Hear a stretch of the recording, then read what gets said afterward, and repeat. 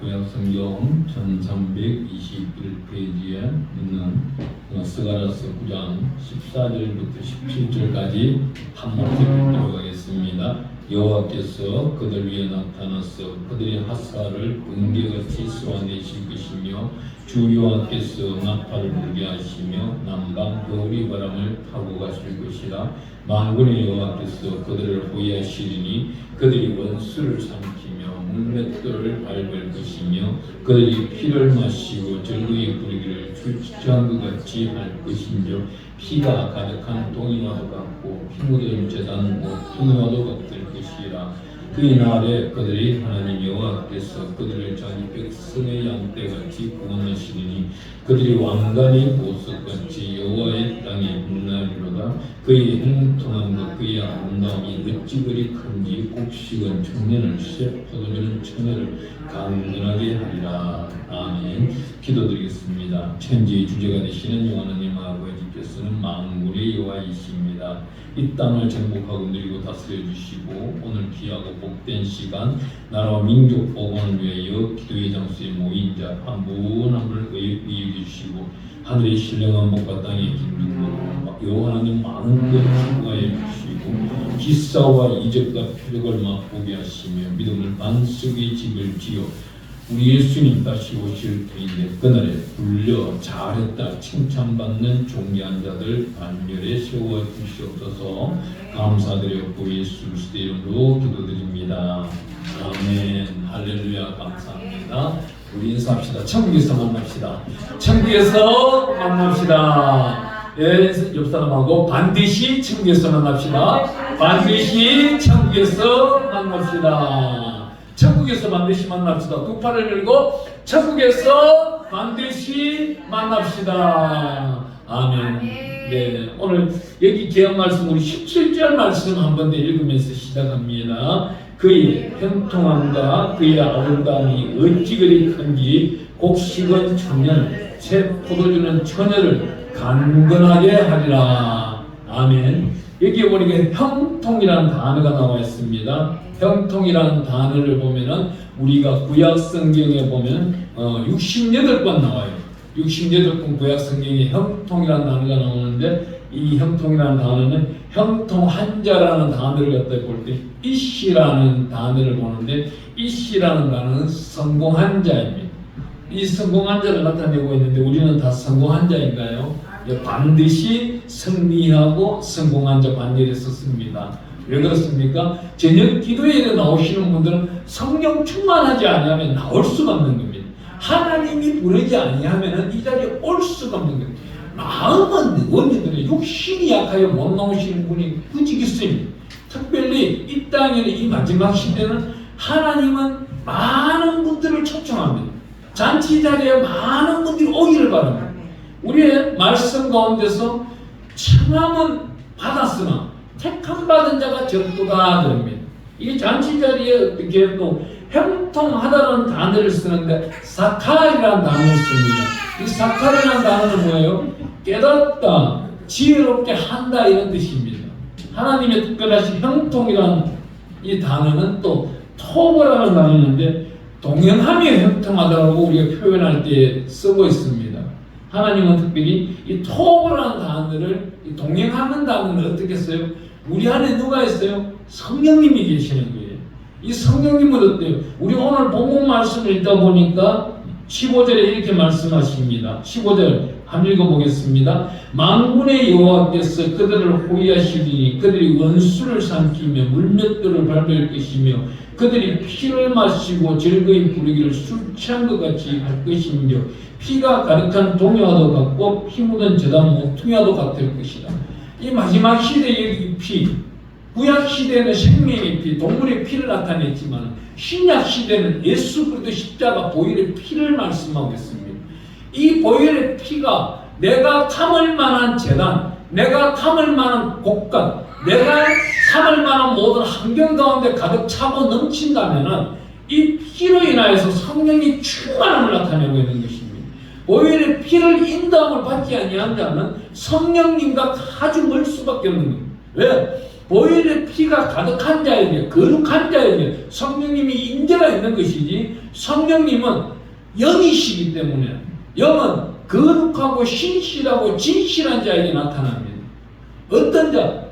아니 오늘 아침에 죄를 저질렀을지라도 1시간 이내 아니면 오늘 해가 지기 전에 회개 기도를 할 수 있는 자, 자기를 깨닫고 되새김을 하면서 하나님 오늘도 혈기를 인해 가지고 죄를 저질렀네요. 남에게 타인에게 피해를 주었네요. 자기 반성을 하면서 회개를 할 때에 성령은 더욱더 그 역사 가운데서 회개할 수 있도록 이끌어 준다는 겁니다.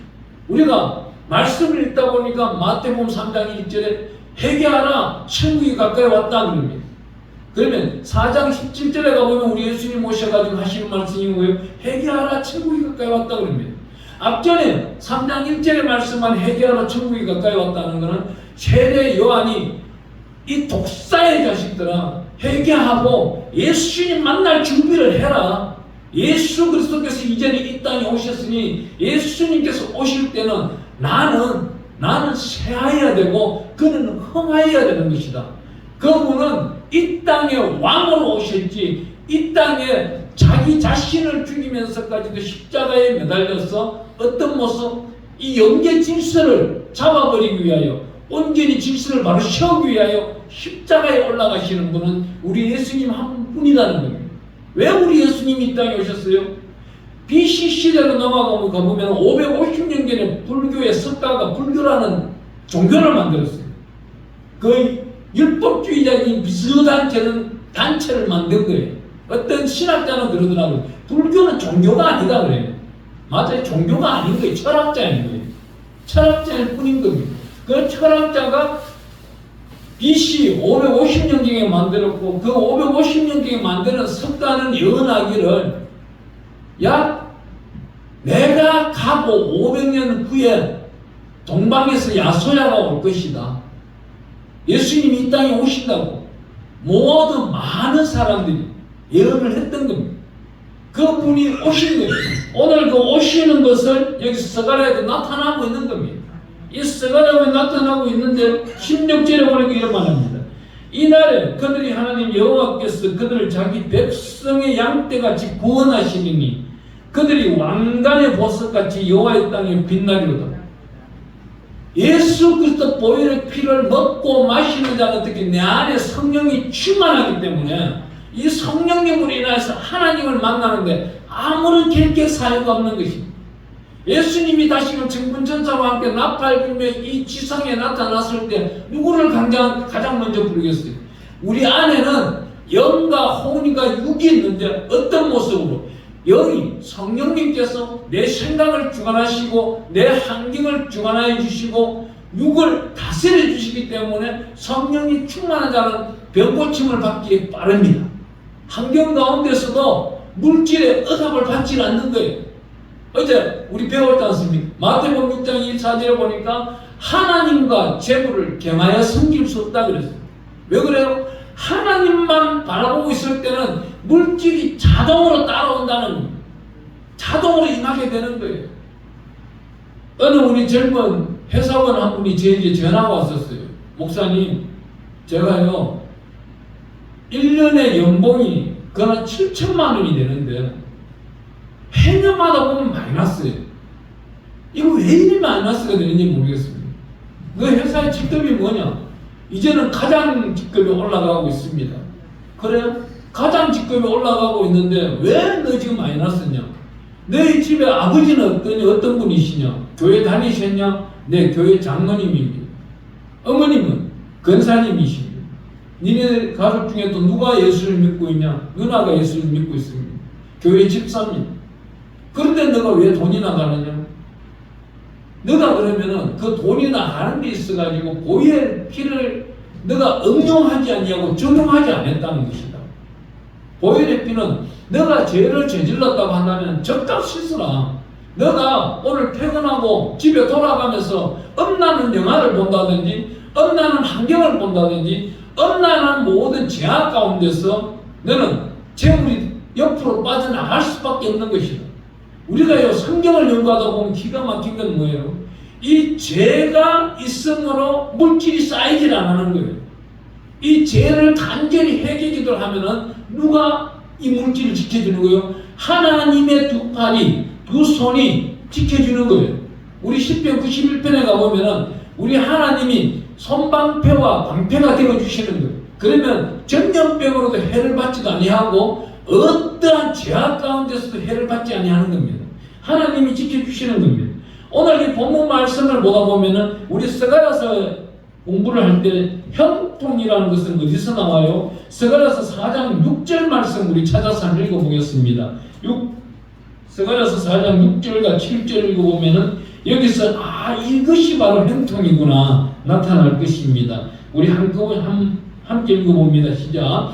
그가 내게 대답하였는데 여호와께서 스룹바벨에게 하신 말씀이 이러하니라. 만군의 여호와께서 말씀하시되 이는 힘으로 되지 아니하며 능력으로 되지 아니하고 오직 나의 영으로 되느니라. 큰 사람 내가 무엇이냐? 내가 스룹바벨에서 평기가 되리라. 그가 머릿돌을 내놓을 때에 무리가 외치기를 엄청이 그에게 있을지어다 하리라 하셨고, 우리 6절 끝부분에 어떻게 나의 영으로 되리라. 우리 하나님 여호와의 영, 성령으로 된다는 것입니다. 성령으로 우리 재산을 지켜낼 수 있는 것입니다. 이런 겁니다. 수많은 사람들이 하나님께 주여 주시옵소서 주시옵소서. 어떤 분들은 최근에 입말이 다가오고 하니까 기업하시는 분들은 매출이 맞추지를 못하는 매출들이 있는 거예요. 그러다 보면은 이 회계 장부가 누락이 되기도 하고 부족하게 된다면은 이 대표 이사 권한이 쫓겨나는 수도 있는 겁니다. 그 길을 위해 가지고 주시옵소서 그러는데 제가 그 기도를 바꾸라고 했어요. 주시옵소서가 아니고 하나님께서 넉넉히 채우사 영광을 받아 주시옵소서. 영광을 받아 주시옵소서. 왜 결과론적인 이야기를 하지 아니하느냐? 스룹바벨 앞에서 평지가 될지어다. 예수님이 이끌고 나가는 모든 일들 앞에서 평지가 되는데 왜 염려를 하느냐? 제가 그랬던 적이 있습니다. 하나님이 특별히 우리에게 말씀하는 건 뭐예요? 이 바라카되는 예수. 예수를 우리는 바라카라고 부를 수도 있어요. 이 바라카라는 단어는 뭐예요? 엎드리다는 말이에요. 염려가 생겨요. 남에게 말할 필요가 없어요. 엎드리는 거예요.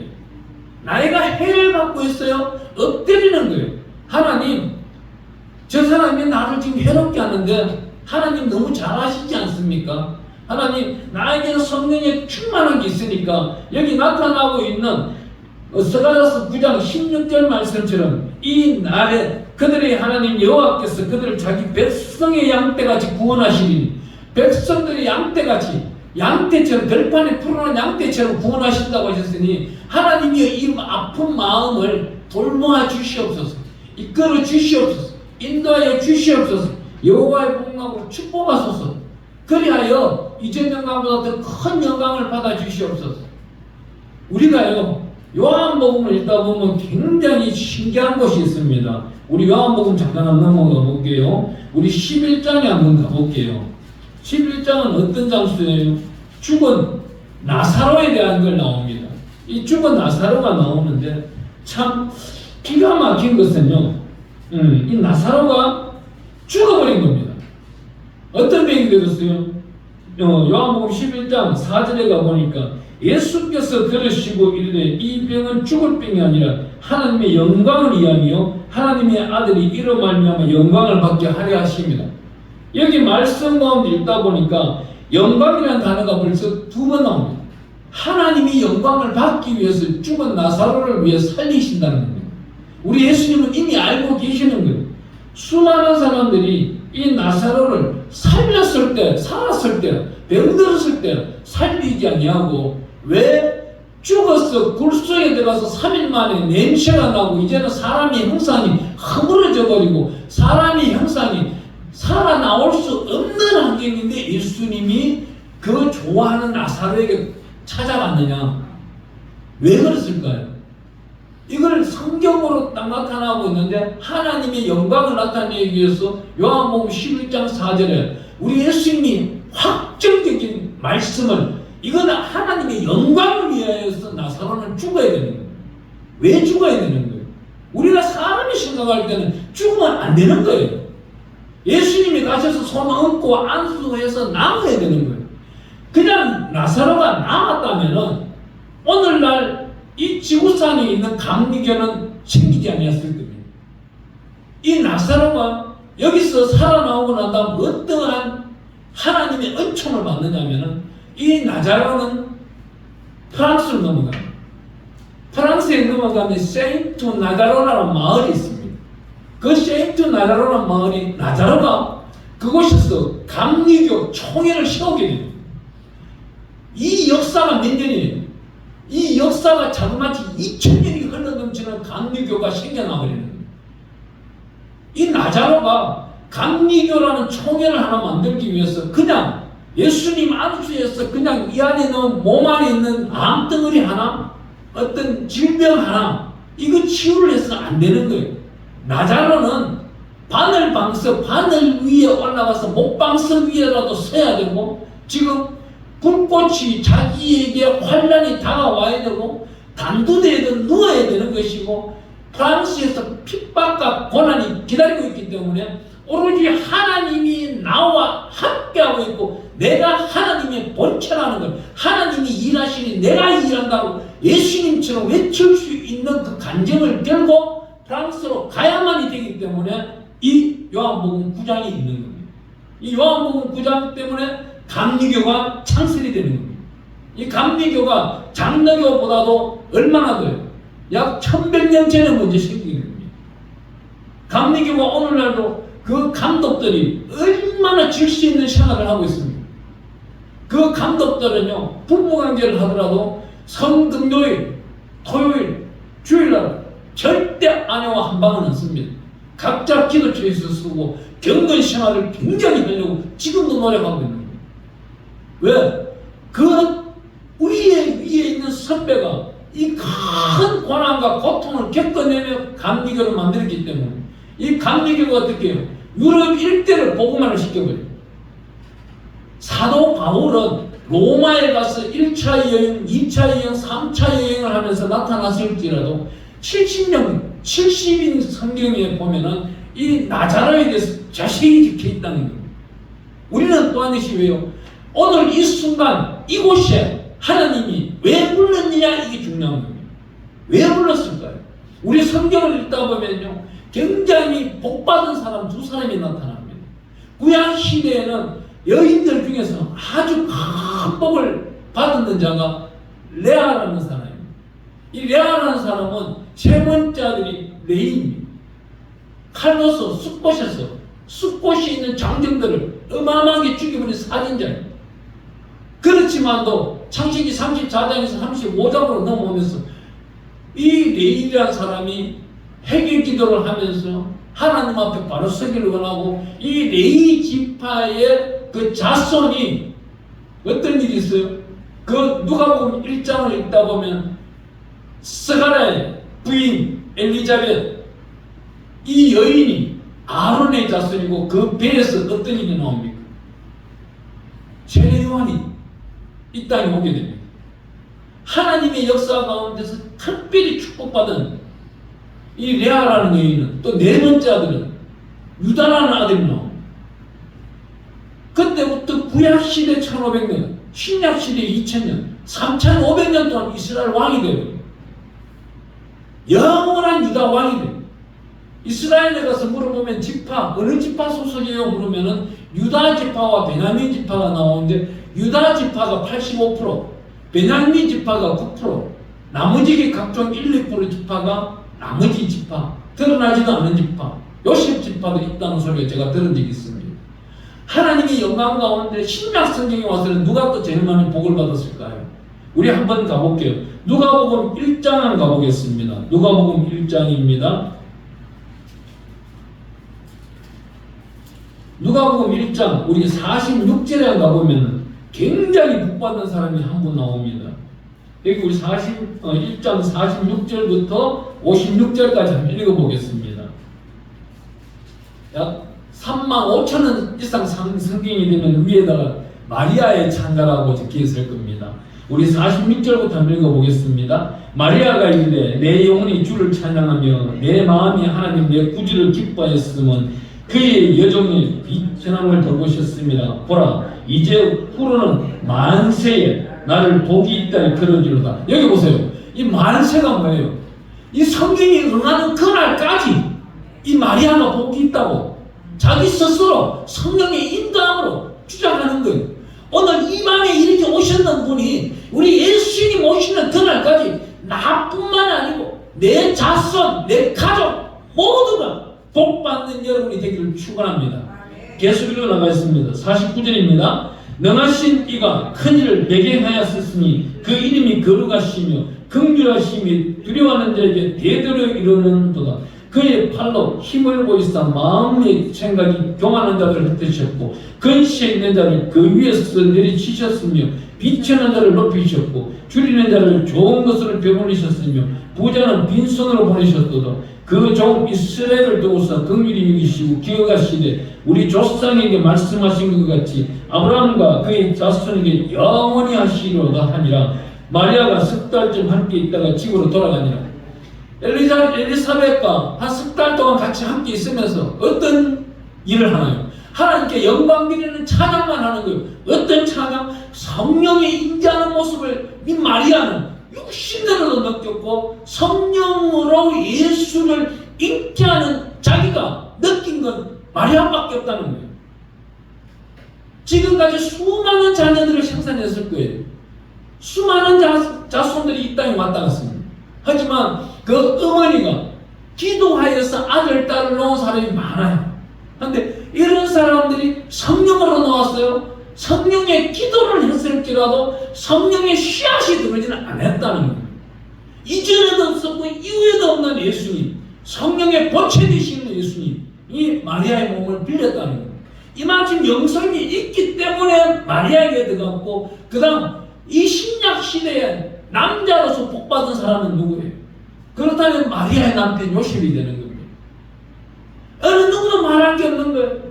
복음을 저도 많이 했다고 바울이 복을 받았다고요? 아니에요. 하나님은 특정한 사람이 있다는 거예요. 그 특정한 사람의 구원론을 가르쳐주고 그 특정한 사람이 일을 할 때 하나님은 그 모든 결과를 묻지 아니하고 모든 기쁨과 영광을 받으신다는 것입니다. 오늘 이 밤에 우리가 불려 나왔어요. 그냥 하는 게 아니에요. 오늘 기도문도 잠깐 바꿨어요. 이 기도문대로 부르짖을 때 하나님은 반드시 이 기도문대로 이루어진다는 겁니다.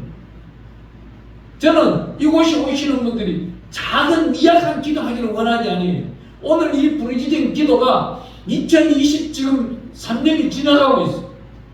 이스라엘 사람들은 지금 지난 9월달부터 시작하여 이번 12월달까지가 2024년을 준비하는 날이에요.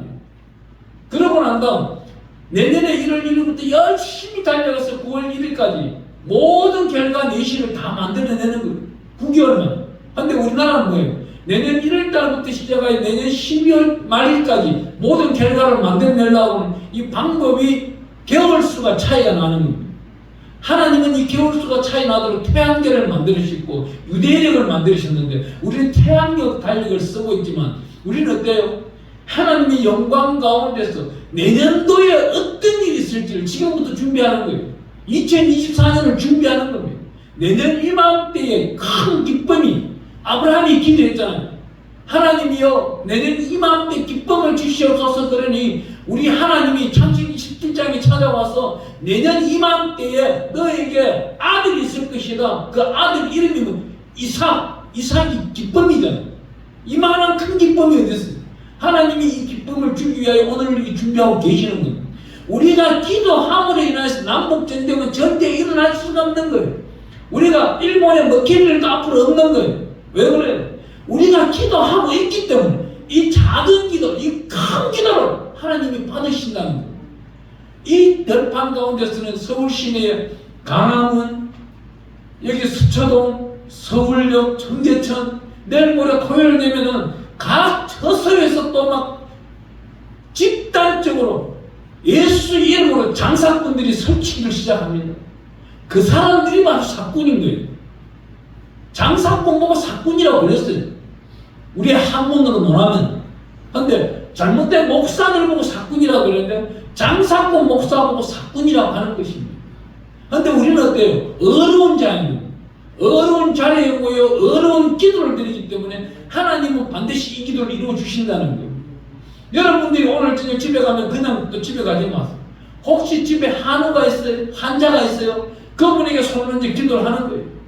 하나님은 이 영이 그냥 두기를 안 해요. 계속 옮겨가기를 원하는 거예요. 그러면서 큰 화장을 일으키기를 원하는 것입니다. 그리 하기 위하여 오늘 여기 말씀 가운데서 보면 어떤 말씀이 있습니까? 예수님이 나시고 난 다음에 우리 예수님이 성전으로 들어오시는데 누가복음 2장으로 한번 가볼게요. 2장 27절 한번 읽어보겠습니다. 27절 바로 그 뒤에는 누가복음 2장 27절 있습니다.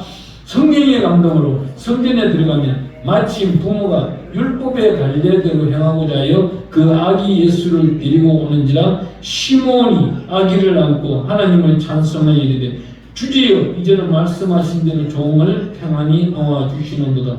내 눈이 주의 구원을 보았사오니 이는 만민 앞에 예비하신 것이요 이방을 비추시는 빛이요 주의 백성 이스라엘의 영광이니이다. 아멘.